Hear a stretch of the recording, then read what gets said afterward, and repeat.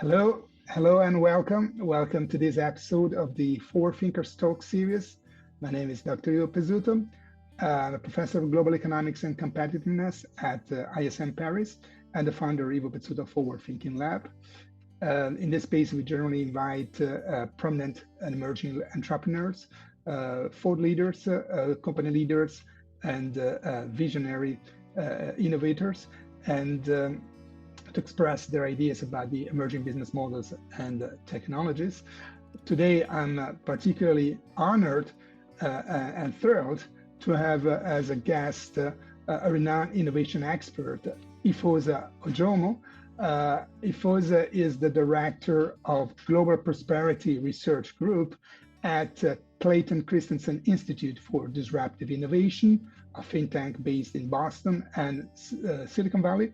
So, Efosa, thank you very much for accepting our invitation and welcome.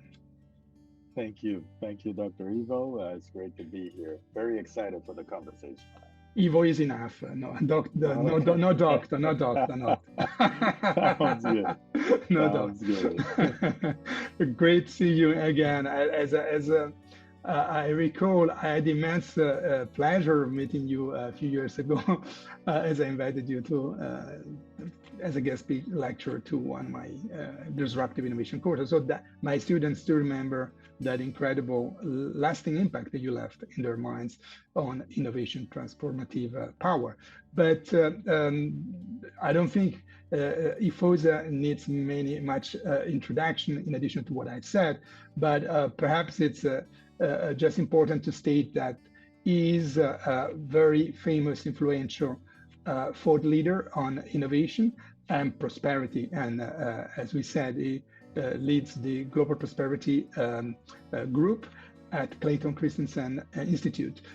He is also very known for this co-authoring the book Prosperity Paradox, How Innovation Can Lift Nations Out of Poverty, which of course he wrote with Clayton Christensen, famous, legendary Harvard professor, and Karen Dillon, the former editor of HBR, Harvard Business Review.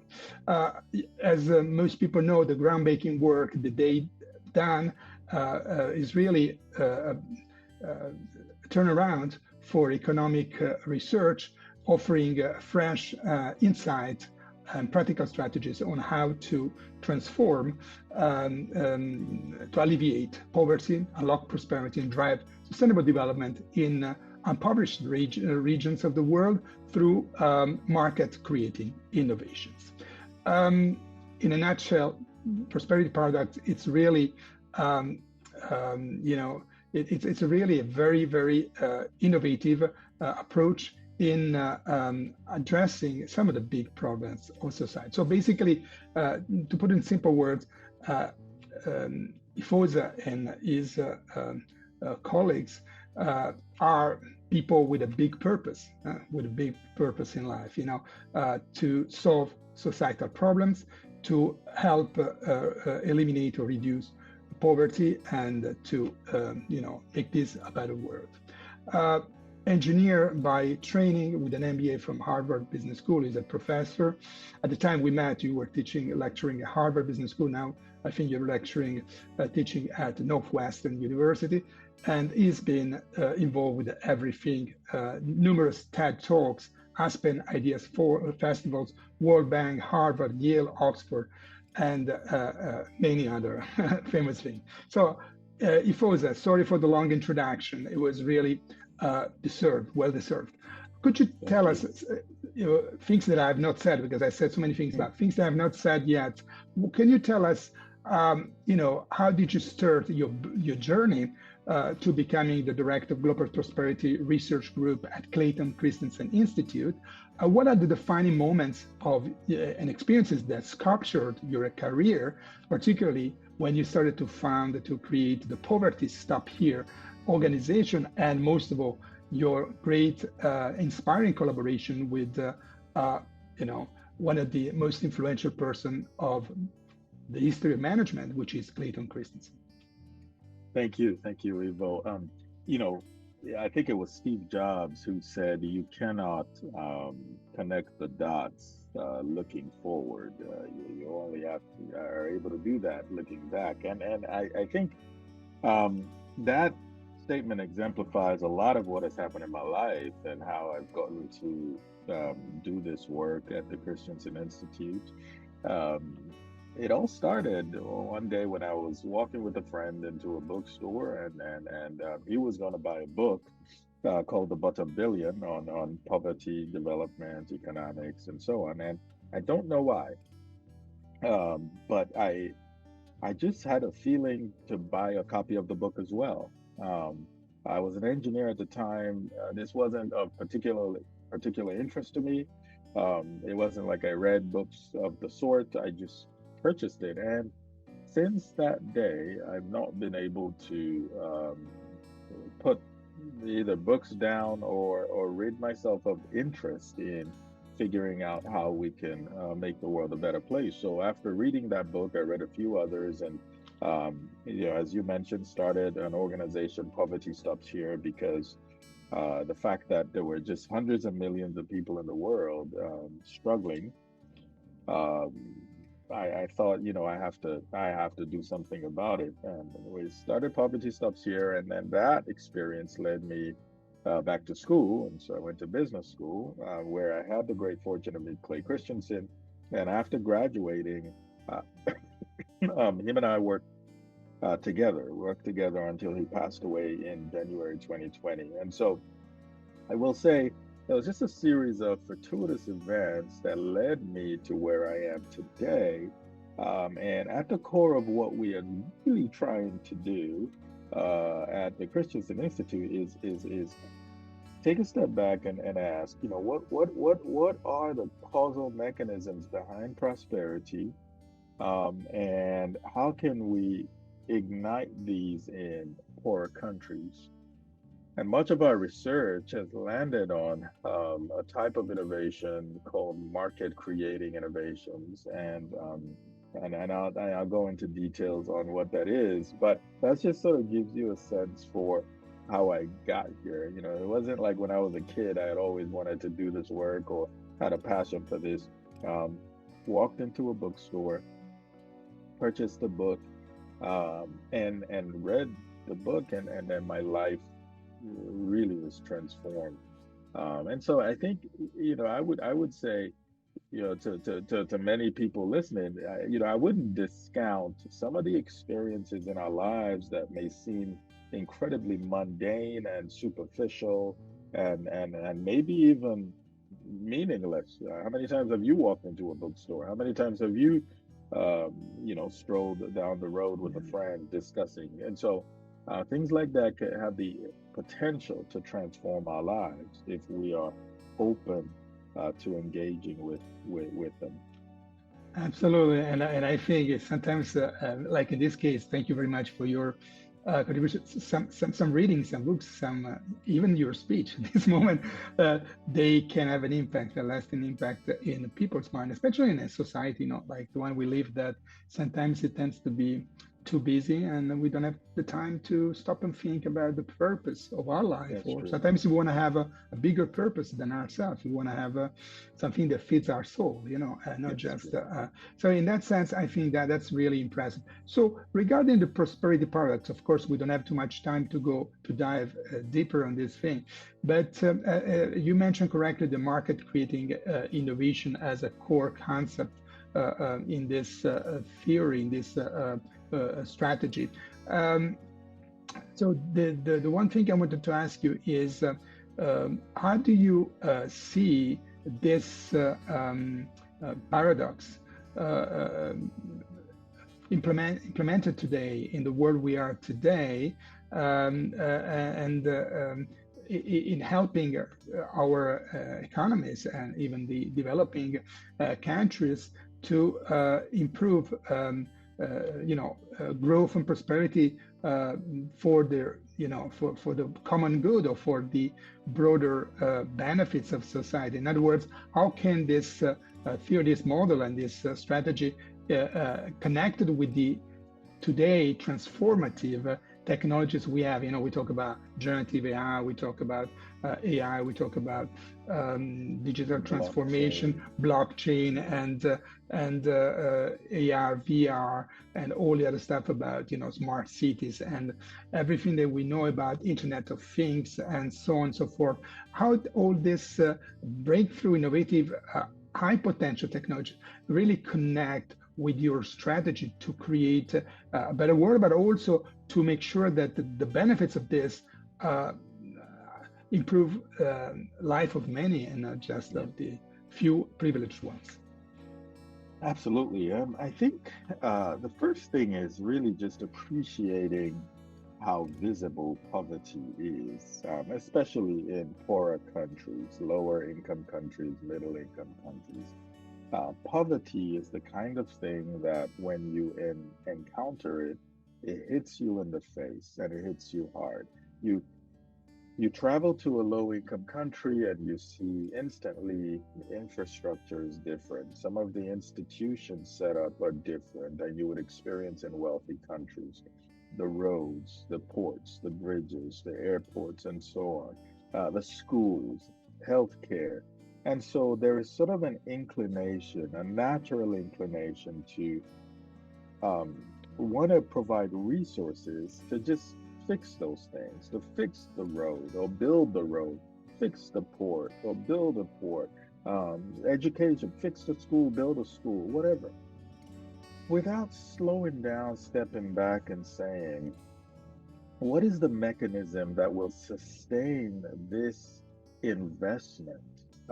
Does the ecosystem, which is a word that is often used, but really it is really the components necessary to keep this investment going. Does it exist here? Is there enough value we can create by investing in this? Is that value enough to keep it going? And that level of thinking often doesn't happen, not because people are, not smart. I mean, people are incredibly intelligent. It's because of how visible poverty is. And so I think there is a tendency to jump to the outcome we want to see without slowing down and saying, what's the solution that will make the outcome incredibly sustainable? Yeah, And so we have to appreciate that. Now, in terms of connecting that idea to the proliferation of new technologies, seemingly transformative technologies, some of which you've mentioned. Um, the first thing I will say, which is a shameless plug, we just published a two-part series on AI, or Gen AI's potential for global prosperity. And and some of the ideas I'll share here were in that series. Well, the first is we have to understand, or at the very least appreciate, how transformative technologies, what many experts will call general purpose technologies, have transformed people's lives in the past. So the internal combustion engine, the steam engine, the microprocessor, the internet, these are general purpose technologies. How have they transformed people's lives in the past, right? Because understanding that gives us a clue.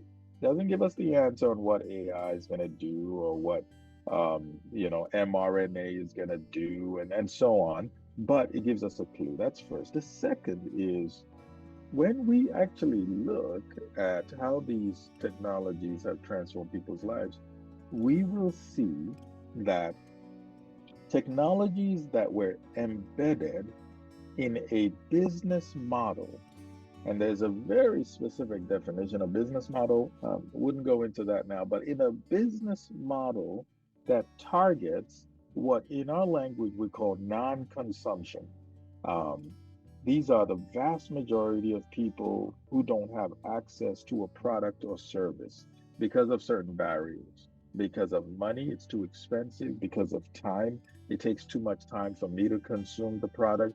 Because of skill, For me to consume a product, I need to either be literate, I need to understand how it works and the mechanisms of the actual product, service, partners. Yeah, it's just too complicated. So that's a barrier. And then the last one is access. It's just not available where I am. Maybe I can consume it, but it's just not easily accessible. So that limits my consumption. These are the primary barriers of consumption. And when you have a business model that targets non-consumption, specifically trying to reduce these barriers, leveraging these technologies you mentioned, and we can actually get a shot at global prosperity. We can get a shot at improving people's lives, generating significant returns for investors, but but that often doesn't happen, at least not on a global stage. So if you look at globally, the only technology that has actually proliferated the world, like everywhere, is the mobile phone. It's the sort of global telecommunications. If you look at the diffusion of global telecommunications globally, you will see there is almost little difference between the diffusion rates in the US and, say, in Ghana, or Bangladesh. Now, obviously, most people in Nigeria are not running around with smartphones or Apple phones. That's expensive. But what I'm talking about is the ability to connect with another human being with a device over the airwaves. That is one of the most proliferated technologies. And if you see what happened, the innovators focused on non-consumption. Most other technologies are available to people in wealthy countries and a few people in poor countries, maybe the wealthier folks or, upper middle income folks. And so, yeah, yeah. So no, I thank you very much. This is really impressive the way you were able to summarize it. Very, very impactful, very eye-opening. Creating innovations. You said very clear. Mobile innovations that can embed technology, can embed innovative business model that can drive, distribution of spreading of this innovation to larger audience and targeting business model targets non-consumption, which is the broader, in order to get to the democratization of the benefits in this state. So in this sense, reconnecting to your prosperity paradox model, the concept of attracting investments, attracting the market, is developing the market from the demand instead and from just aids, financial aids, whatever. In other words, the push or pull strategy, in which you advocate a pull strategy which involves creating demand through innovation, attracting investments, and building infrastructures over time or ecosystem that enable that. So what is, how from your experience, from what you've seen around the world, all your projects, how do you build the infrastructure, the capabilities, the leadership that allows to drive visionary, forward-thinking, forward-looking business models that can embed the technology and generate this, creating these new markets from, maybe the demand, creating the demand in a way that the idea is there, technology is there, but then it doesn't pick up because there is not enough demand, or because they cannot afford, or because there are those barriers you mentioned before. How do you remove those barriers? How do you make sure you get a critical mass of the demand or the stakeholders involved to create that ecosystem, those infrastructures, remove the barriers and unleash growth? Yeah, I mean, I think with every entrepreneur would appreciate this, and I think this is not news to them. It all starts with the struggle. It sounds simple, but if you really slow down, Evo, and think about your life, every day, almost every hour is a series of struggles that you overcome. Some of those struggles are as simple as, oh, I wake up in the morning and there's a struggle of having to have clean dentals, and so I need to brush my teeth. Some of the struggles are I'm going to a meeting and I have to put some clothes on that represent what I want to be looked at as in the meeting. And so you have clothes for that struggle. I have to get from my home to the school where I teach. So I need transportation. But then some struggles are much bigger. I need a home. I need to buy a home. I need to buy a car. I need to travel on vacation with the family. Life, if you really slow down, is a series of overcoming struggles. You get hungry in the afternoon. Well, you have to eat lunch. So every single company that's worth its weight in anything starts with what is the struggle?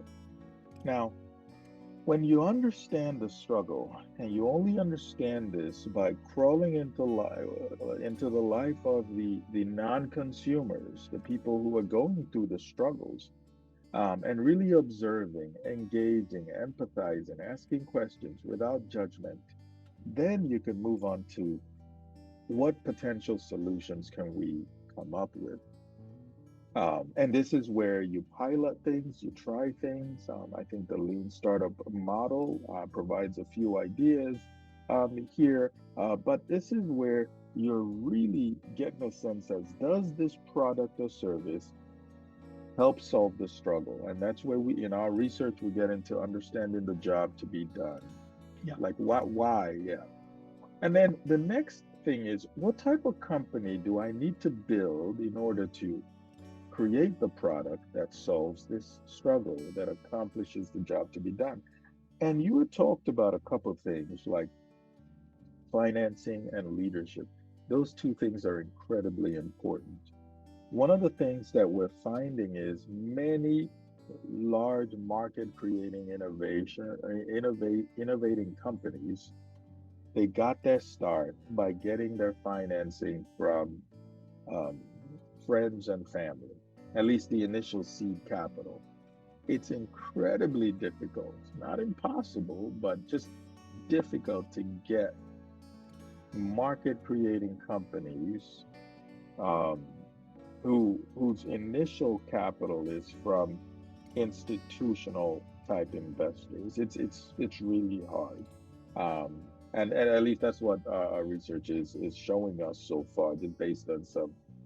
We've looked at a few large companies in different sectors and seen, oh wow, many of them got their start from, this uncle gave me some money to start, or I took some of my savings and so on.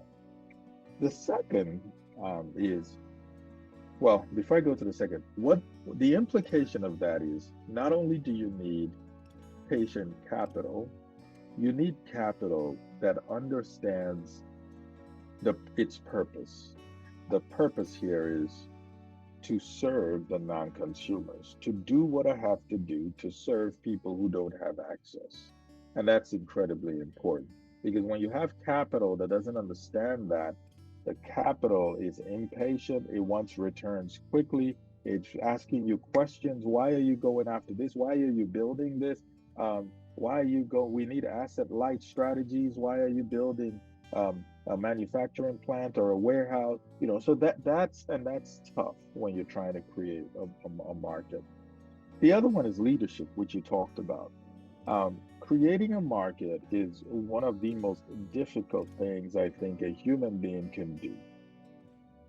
One could argue there's almost no logical reason why you should do it, because many of the people who start to do it are people who don't have to do it. There are people who maybe tend to be a bit wealthy, tend to be um, have decent status in life, or have options.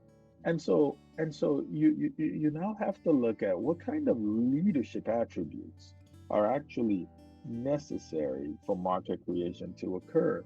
And again, this is some initial work we've started doing. Um, Four come to mind. The first is love. And love is a word that has so many different meanings to different people today. And so I need to define it and ground it in this meaning. It's the ability for someone to work for the benefit of another person or a place or a product or a process, um, often at the expense of themselves. Often at the expense of themselves. And so that's how we define love. It's not passion, it's not a good feeling in my heart. Oh, I love this job. I love it many times it is costly, it is sacrificial, but the focus is how can I make this product better? How can I make this process better? How can I make these people have access? So love is a necessary condition. Humility is another necessary condition. Why? Well, humility is necessary as a leadership attribute because you're doing something you've never done before. Many people have never done before. So you have to be humble enough to learn from the innovation process. What is this teaching me? What are our pilots teaching me? And so you don't go in with the answer, you go in with questions, with a heart of learning, a spirit that says, I think this is the right thing to do, but I'm not 100% sure. Let's test it. Um, the third is faith. When you faith again is a word that may have different meanings for different people, but it is an ability to conceive of the world differently than it currently is and work to make it happen. And so faith isn't just this sort of blind belief and hope that something will happen. It is an ability to see people today who cannot afford mobile phones, who cannot afford decent health care, who cannot afford a 2 week vacation to just hang out with their families. And it's your ability to see the world that way, that people can now consume these things, and then you work to make it happen. So it's necessary because if you don't have faith, there are just so many naysayers that will say it's not possible, it will never happen. And dare I say, the biggest naysayer might be yourself, you not believing. The last one, the last attribute is it's an ability, it's systems thinking. You are not creating a product or a service. You are creating a system. And so when you begin to ask yourself, why is it that, the average person in Bangladesh or Namibia or somewhere does not have access to, call it decent surgical care? You say, okay, it's because there are no surgeons. So you want to start training surgeons. Well, you want to start training surgeons, but then how are people going to pay for surgical care? You have to think about that. Oh, but then how are people going to pay for surgical care? But what about all the equipment that you need in an operating theater? You have to think about that. So you're not just in the business of training surgeons. You are in the business of creating an ecosystem where the average person in Bangladesh or wherever now has access to surgical care. And it requires you to have that kind of systems thinking mind. And when you look at market creating innovators, that's what you see. From Henry Ford to the Apple when it was creating the personal computer, they at the initial onset they had to take on so much more of the components in what we call the value network, which is essentially upstream, downstream suppliers and partners who are helping make this this industry, if you will, of available, affordable, sustainable, and you have to take on so much more. You don't have the luxury of modularization or outsourcing at the outset. And so when you look at these attributes, it is so difficult um, for market creation. But it also gives you a sign that it's incredibly powerful if you're able to do it, and totally worthwhile. You feel you are creating an impact, a positive impact. You're changing something, the business, the world, the people around you, affecting like you when you started building wells in Nigeria for Well, healthy. yeah, well, I did not have these attributes at all. And dare I say, I didn't, because if I did, I would have done But better. that was a good start, so that's why you are here. That was a good I start. suppose.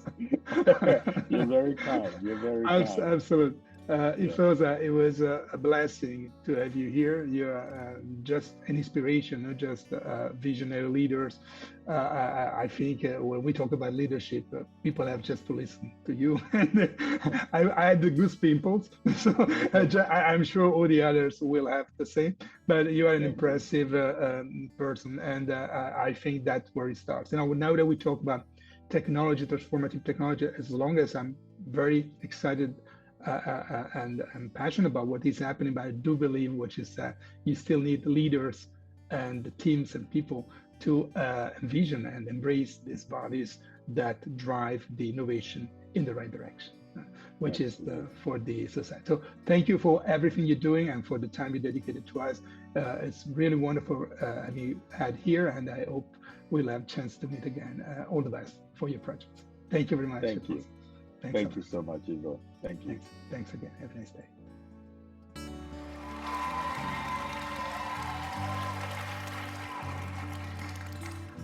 So I grew up in Nigeria. It's one of the poorest countries in the world. But it wasn't until I was 25 years old that I visited a poor community for the first time. Now, on my way to the village, I took this picture, and I saw a group of women washing clothes by the banks of a river. I came to find out that they didn't have water in their community, and these women and their kids would walk miles every day just to get access to water. Instantly, I knew the answer to the problem. Start an organization and build a well. And that's what I did. So I got some friends together, we raised some money, we started an organization, and we built a well. It was glorious.